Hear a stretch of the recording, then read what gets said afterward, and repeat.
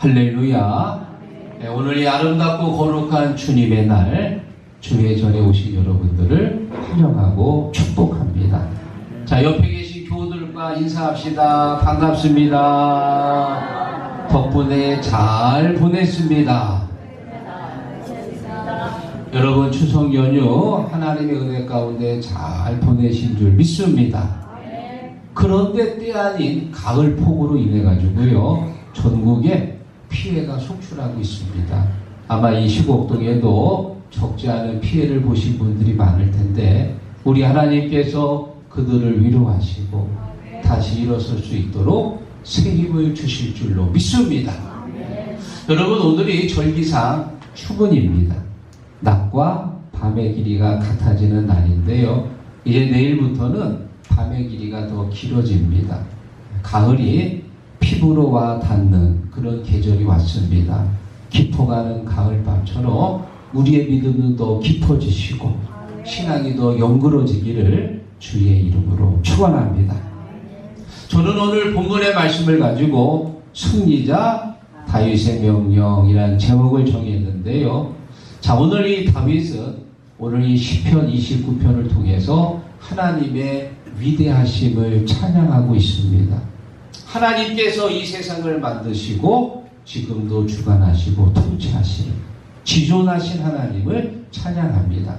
특히 다윗은 오늘 이 부하들에게 명령하고 있습니다.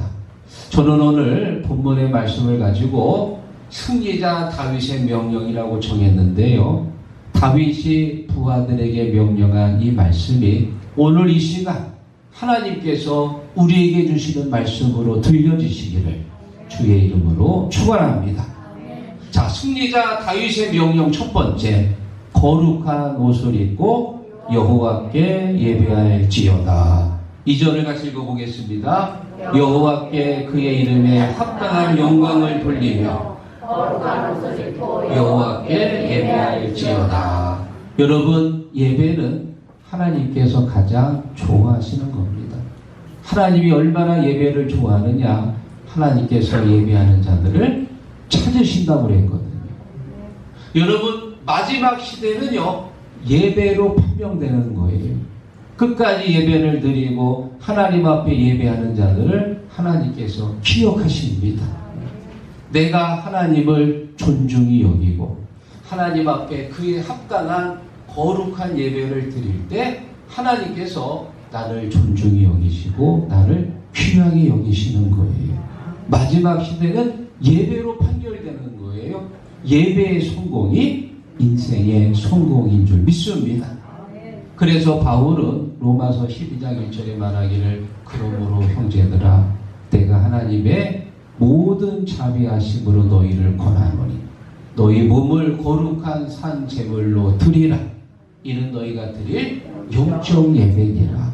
오늘 우리가 하나님 앞에 드리는 이 예배가 신령과 진정으로 드리는 영적 예배가 될 줄로 믿습니다.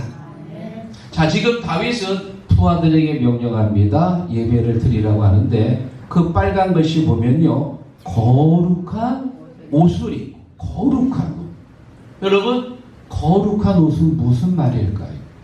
우리가 입는 이 옷이 놀랍게도 우리의 행동, 말투, 생각까지도 영향을 미칩니다.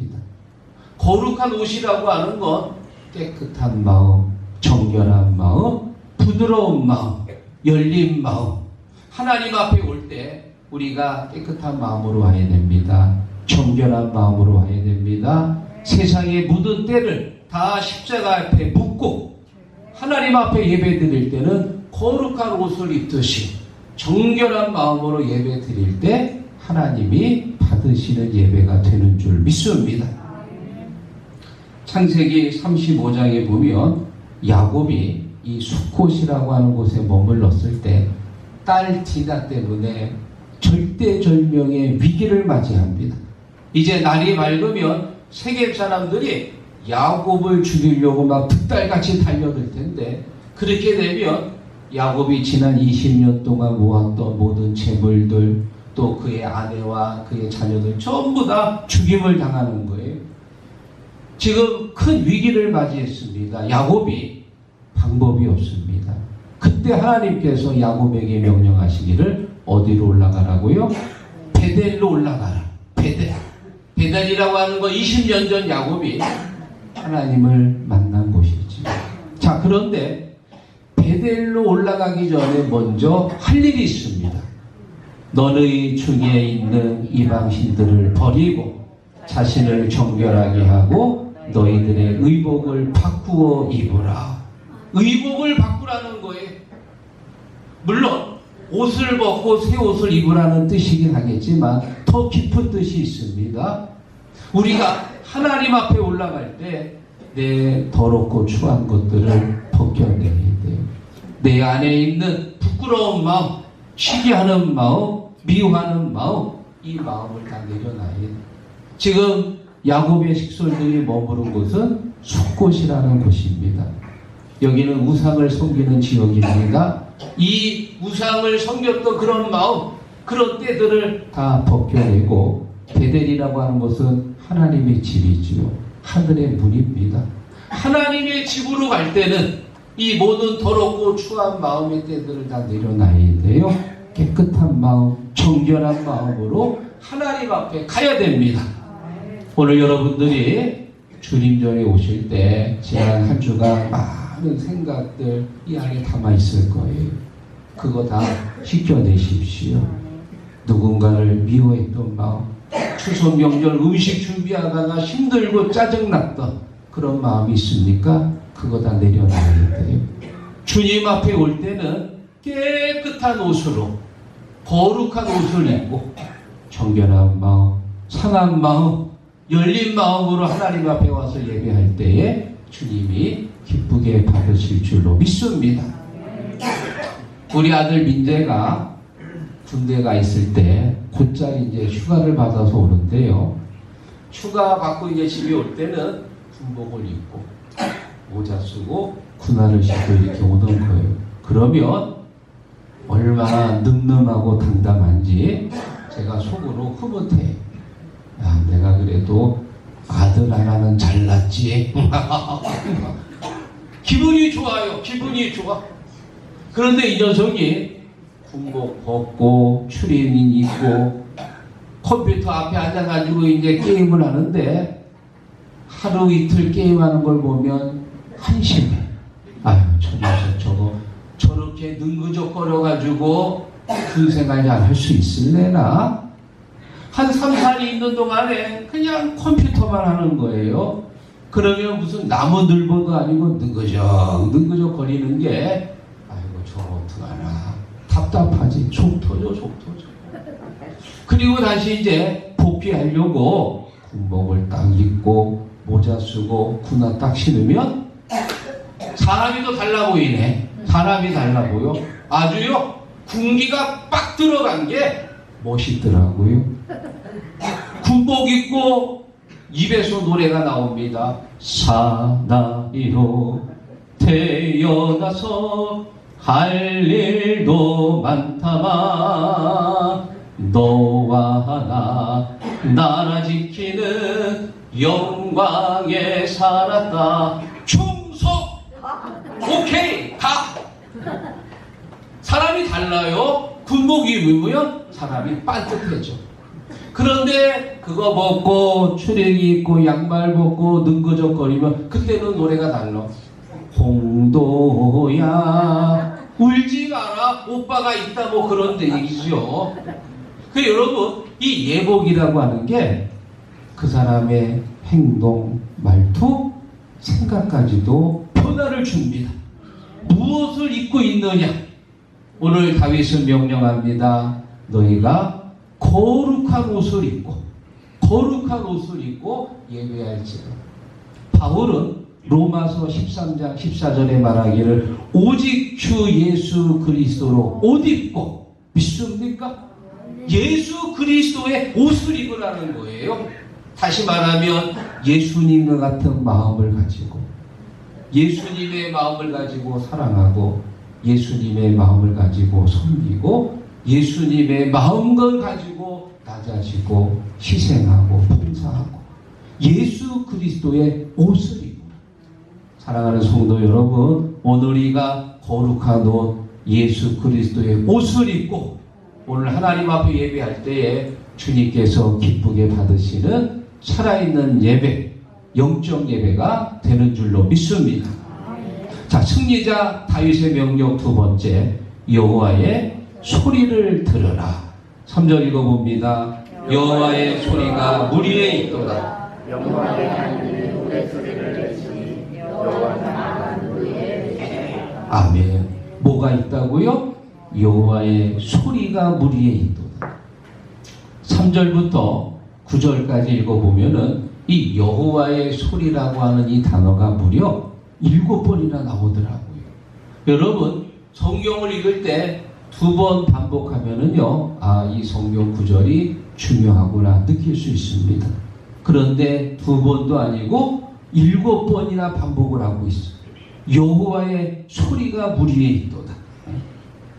고대 중동 사람들은 이런 자연을 바라보면서요, 이 자연을 숭배하는 사상이 있었습니다. 우리나라도 비슷하지요. 우리나라 예전 사람들도 샤머니즘, 토테미즘, 애니미즘 같은 토속 신앙을 갖고 있는데 모든 사물들마다 영혼이 깃들어 있다고 믿었습니다. 그래서 조금 이상하게 생긴 돌을 보면 아이고, 하늘의 신이 내려와가지고 이 돌이 되었구나. 거기다가 비는 거예요. 조금 이상하게 뒤틀린 나무가 있으면 야, 이게 하늘의 신이 여기 계시는구나. 그리고는 거기다가 이제 비는 거예요. 짐승의 형상을 만들어 놓고 거기다가 열심히 빌고 있습니다. 그런데 지금 다윗은 말합니다. 이 세상에 있는 신은 오직 유일하신 하나님뿐이시다. 돌이나 나무나 짐승의 어떤 형상도 우상을 섬기지 말라. 이 세상의 신은 하나님뿐이시다. 하나님이 전능하신 분이시다.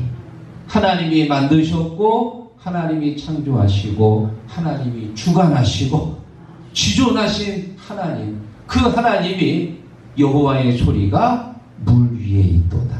그분은 물 속에서도 말씀하시고 우리의 손에서도 말씀하신다는. 여러분, 여호와의 소리가 물 위에 있다는 말은 흐르는 물 속에서도 하나님께서 말씀하신다는 거예요. 우리가 이것을 자연계시라고 말합니다. 하나님께서 우리에게 보여주시는 것이 두 가지가 있는데요. 하나는 자연계시가 있고 또 하나가 특별계시가 있습니다. 특별계시는 2000년 전 하나님의 아들 예수 그리스도께서 이 땅에 오신 성육신 사건을 말합니다. 딱 이례적인 사건이지요. 그리고 그 외의 모든 것들은 하나님께서 자연을 통해서 우리에게 계시하시고 계는 거예요. 여러분, 주위를 나가보십시오. 풀 한 포기, 나무 한 그루, 그리고 이런 굴러다니는 돌멩이, 이런 대자연을 속에서도 하나님께서 우리에게 말씀하고 계세요. 그래서 우리는 귀를 열어서 하나님이 내게 하시는 말씀을 들어야 됩니다. 하나님께서는요, 이 온 우주를 만드셨기 때문에 하나님께서 우리를 만드셨고 창조하셨고 어떤 것을 통해서도 우리에게 말씀하시는 것입니다. 올여름은 굉장히 더웠지요. 그런데 이런 더운 여름도 결국은 지나가고 이제 선선한 가을이 왔습니다. 가을도 지나가면 겨울이 오겠지요. 겨울이 지나가면 따뜻한 봄이 옵니다. 여러분, 이 사계절을 누가 만들었습니까? 미국 대통령이 만들었나요? 슈퍼컴퓨터가 만들 수 있나요? 안 됩니다. 하나님만이 하실 수 있는 거예요. 우리는 그 하나님을 믿고 그 하나님을 찬양하는 줄로 믿습니다. 신구약을 통틀어서요, 가장 큰 환난을 받은 사람이 욥입니다. 욥은 순전하고 정직하여 악에서 떠난 사람이지요. 그런데 그런 욥에게 엄청난 환난이 옵니다. 사업이 망하고 자녀 10명이 한꺼번에 죽고 그리고 몸까지 병들어가지고 시름시름 죽어갑니다. 믿었던 아내도 떠났습니다. 그래서 저 멀리서 3명의 절친들이 와가지고 글쎄 욥을 위로한다고 왔는데 위로는커녕 정죄하고 오히려 욥을 더 힘들게 합니다. 욥은 삼중고를 겪습니다. 사업은 망했지요. 자녀 다 죽었지요. 사랑하는 사람은 다 떠나고 이제 남은 건 평등 육신밖에 없는 거예요. 그런데 더 힘든 게 있어요. 이런 고난보다도 더 괴로운 게 있습니다. 그게 뭐냐? 하나님이 침묵하신다는 거예요. 하나님, 내가 지금 이렇게 힘든데 왜 하나님 내게 말씀하지 않습니까? 하나님 나타나셔서 속 시원히 말씀하시면 제가 마음이라도 편할 텐데. 육신도 아프지만 마음은 더 아픈 거예요. 욥기서 23장 8절 9절에 욥이 말하기를 내가 앞으로 가도 그가 계시지 않고 뒤로 가도 보이지 않고 왼쪽으로 가나 그를 만날 수 없고 오른쪽으로 돌이키나 배울 수 없도다. 욥의 인생에서 하나님이 완전히 사라진 것처럼 욥이 외톨이가 된 것처럼 혼자가 돼버린 거예요. 그때 제3의 인물 엘리후가 등장해서요. 욥에게 이렇게 말합니다. 하나님은 한번 말씀하시고 관심이 없도다. 하나님께서 당신에게 말씀하셨습니다. 그런데 당신은 귀를 막고 눈을 감고 하나님이 하시는 말씀을 듣지 않았을 뿐입니다. 하나님이 사라진 것이 아니고 하나님은 항상 그 자리에 계셨고 당신에게 말씀하셨지만 당신은 그 말을 듣지 않았다는 거예요. 사랑하는 성도 여러분, 하나님은 지금도 우리에게 말씀하십니다. 이 온 우주 만물을 통해서 또 특별한 방법을 통해서 항상 우리에게 말씀하고 계세요. 요셉이나 다니엘 같은 분에게는 환상과 계시를 통해서 말씀하셨고요. 또 엘리야 선지자 같은 경우에는 세미한 소리를 통해서 말씀하셨고요. 메소포타미아의 주술사였던 발람은 놀랍게도 나귀의 입을 열어가지고 말씀하셨어요. 여러분, 예수님을 3번이나 부인했던 베드로 왜 울었습니까? 닭의 울음소리를 듣고는 울었다고 그랬어요. 닭의 울음소리. 하나님께서 닭을 통해서 베드로를 깨닫게 하시는 거예요. 지금도 우리 하나님은 시편 29편의 말씀을 통해 우리에게 말씀하고 계세요. 이번 한 주간도 여러분 귀를 여십시오. 하나님께서 여러분에게 말씀하십니다. 항상 그 말씀을 들으시고 말씀을 듣고 깨닫고 은혜 받는 삶이 되기를 주님의 이름으로 축원합니다. 자, 그리고 마지막 3번째, 지금 승리자 다윗이 부하들에게 명령합니다. 거룩한 옷을 입고 여호와께 예배할지어다. 여호와의 소리를 들을지어다. 우리가 하나님 앞에 예배드리고 하나님의 소리를 들으면 3번째, 자기 백성에게 힘을 주시며 평강의 복을 주신다. 11절 읽어봅니다. 여호와께서 자기 백성에게 힘을 주시며 여호와께서 자기 백성에게 평강의 복을 주시리로다. 믿습니까? 하나님 앞에 거룩한 옷을 입고 예배하면은 우리 하나님께서 우리에게 힘을 주시는. 여러분, 다윗이 골리앗하고 싸울 때 이길 수 있는 확률이 얼마나 됐을까요? 100이면 100 전부 다 골리앗이 이길 거라고 생각했을 거예요. 이길 수 있는 확률은 0.01%도 안 됩니다. 여러분, 골리앗이 얼마나 거대한 사람입니까? 키가 2m가 넘고요. 칼과 창을 들고 있고요. 온몸이 다 무기입니다. 그런 골리앗하고 다윗하고 싸운다고 생각해 보세요. 말도 안 되는 얘기지요. 그래서 이스라엘 군사들 중에 골리앗하고 견줄 사람이 한 명도 없어서 전부 다 벌벌 떨고 나서질 못했습니다. 그런데 이 어린 다윗이 골리앗하고 싸우겠다고 나온 거예요. 사울왕이 보니까 너무 안쓰러워. 그래서 자기가 입고 있던 갑옷을 입혔습니다. 그랬더니 갑옷이 커가지고 맞지가 않아요. 갑옷 벗었습니다. 그래도 싸울 때 칼이라도 하나 있어야 되지 않겠냐. 칼을 줬더니 생전 뭐 다윗이 칼을 휘두른 적이 있나요? 불편해서 칼도 내려놨습니다. 그래 이 다윗은 그냥 방금 전에 양치다운 그 모습으로 물맷돌 그리고 막대기 들고 골리앗하고 싸우겠다가 나간 거예요.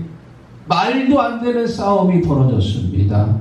누구도 다윗이 이길 거라고 생각하지 못했습니다.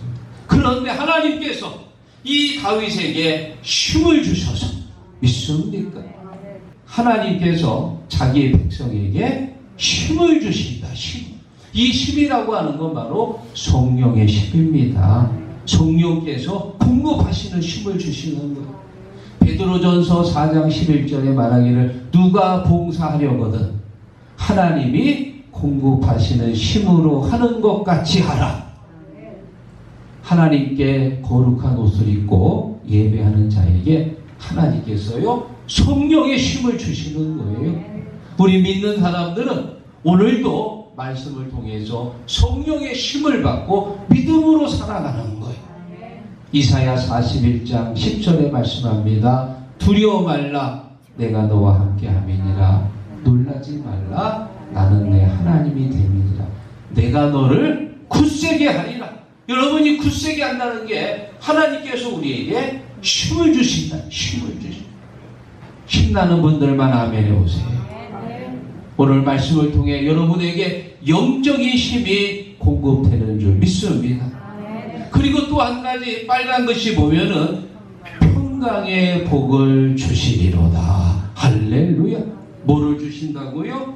평강의 복을 주신다. 바울이 빌립보서 4장 6절에 말하기를 아무것도 염려하지 말고 오직 모든 일에 기도와 간구로 너희 구할 것을 감사함으로 하나님께 아뢰라. 그리하면 모든 지각에 뛰어난 하나님의 평강이 그리스도 예수 안에서 너희 마음과 생각을 지키시리라. 믿습니까? 하나님의 평강이 우리 안에 있습니다. 빌립보서는 바울의 대표적인 옥중서신이지요. 지금 로마 감옥에 갇혀가지고 편지를 쓰고 있습니다. 오늘 죽을지 내일 죽을지 몰라요. 그런데 바울의 마음은요 불안하지 않아요. 왜? 하나님의 평강이 그의 마음속에 있기 때문에. 여러분 우리 믿는 사람들이 믿지 않는 사람들과 다른 게 뭡니까? 하나님께서 우리 안에 평강을 주시는 거예요. 그래서 내 마음에 평안이 넘치는 줄로 믿습니다. 사람들 살아가는 게 다 비슷하지요. 이렇게 더운 여름날 에어컨 틀면 시원한데 또 한편으로 아이고 이거 전기세 많이 나오면 어떡하지 걱정이 되고요. 또 겨울날에는 난방 틀면 따뜻해서 좋은데 아이고 이거 난방비 많이 나오면 어떡하지. 그래서 또 한편으로 걱정이 되고요. 건강검진 매년 받잖아요. 그런데 전화가 와가지고 어디가 이상하니까 큰 병원 가보세요. 어이구 그러면 이것도 혹시 암 아니야? 하고 또 걱정이 된단 말이에요. 맛있는 음식 맛있게 먹고 좋은데도 한편으로 아이고 이것도 배 나오면 어떡하나 걱정. 그래 여러분 우리의 인생이 수고와 슬픔뿐이라고 그랬어요. 하면서도 걱정이 되는 거예요. 하면서도. 그런데 우리 믿는 사람들 걱정은 되지만 주님께서 내 안에 평강을 주셔서 평강의 마음이 걱정을 몰아내고 그리고 하나님 앞에 늘 찬양하는 입술이 되는 줄 믿습니다. 주님을 찬송하면서 할렐루야 할렐루야 내 앞길 멀고 험해도 난 주님만 따라가리. 지금 부른 찬양이 찬송가 370장인데요. 이 찬양을 작사하신 분이 엘리자 에드먼드 휴잇이라는 여성분입니다. 이분은 필라델피아 교사였는데요. 어렸을 때부터 아주 신앙생활을 잘 하시고 또 교사가 돼서도 학교에서 아이들을 가리키고 끝나면 또 밖에서 아이들을 전도하는 그런 분이셨습니다.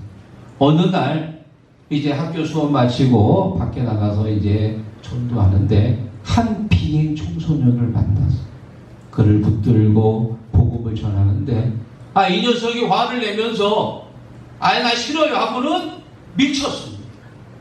그래가지고 넘어졌는데 허리를 다쳤다는 거예요. 크게 다쳤습니다.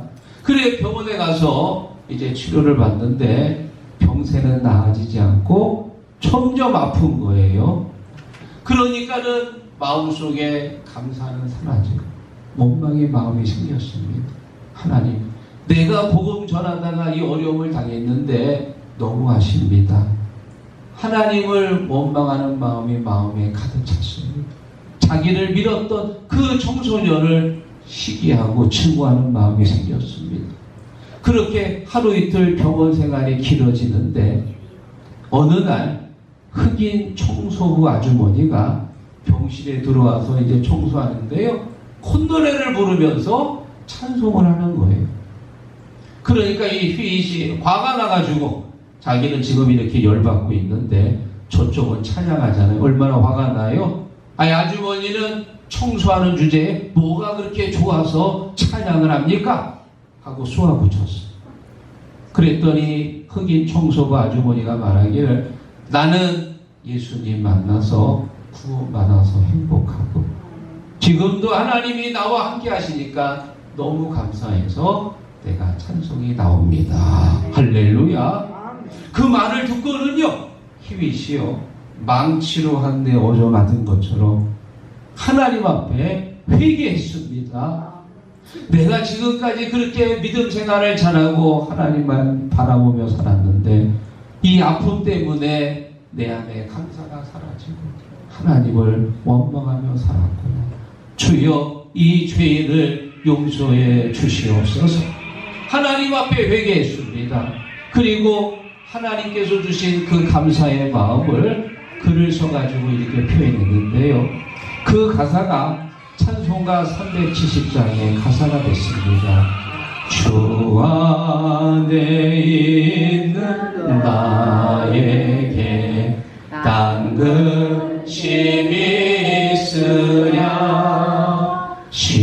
십자가 밑에 나가 내 짐을 풀었네. 믿습니까?